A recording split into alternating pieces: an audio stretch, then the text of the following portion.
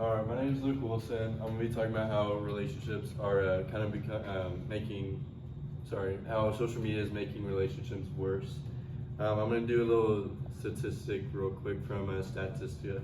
72% of internet users are also on social media. That's 250 million in the US out of 330 million with the internet access. Almost 85% of the people on social media are addicted.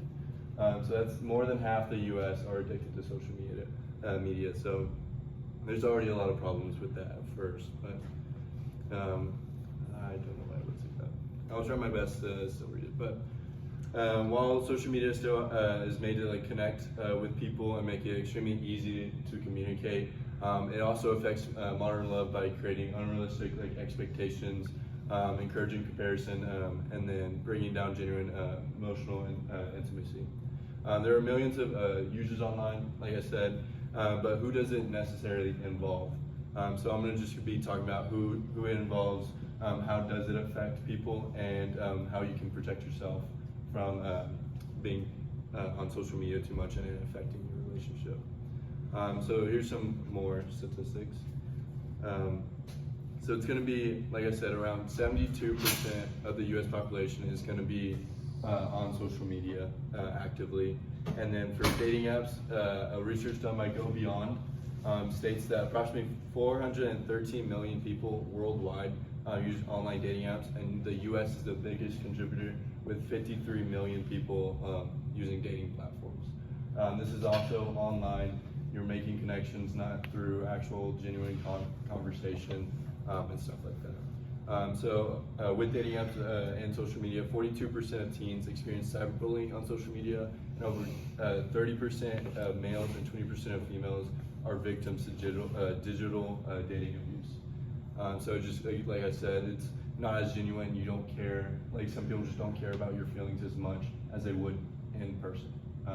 And so it just kind of goes hand to hand with that. And then, so some of the negative effects that social media can have on you. A study made by Mano Shala says, despite some positive influences, social media has the potential to create several challenges in romantic relationships. A major downside is just time consumed. You're constantly scrolling and you're not having that conversation with your significant other. So it can kind of push back genuine connection, any meaningful conversations that you may have with your significant other. And it also can create trust issues. It can create jealousy, like I said, comparisons at the beginning.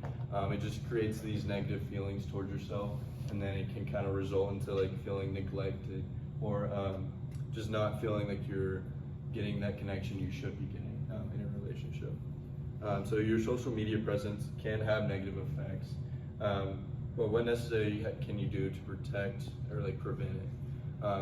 So what you can do is just have some more. You do have some control over your social media usage. When you want to stop, you can find better, focus more on connections in real life and not through your phone or any social media app. Just be mindful what you put out on there. Make sure you put something out positive instead of being the person that sets out a mean comment and ruins someone's day.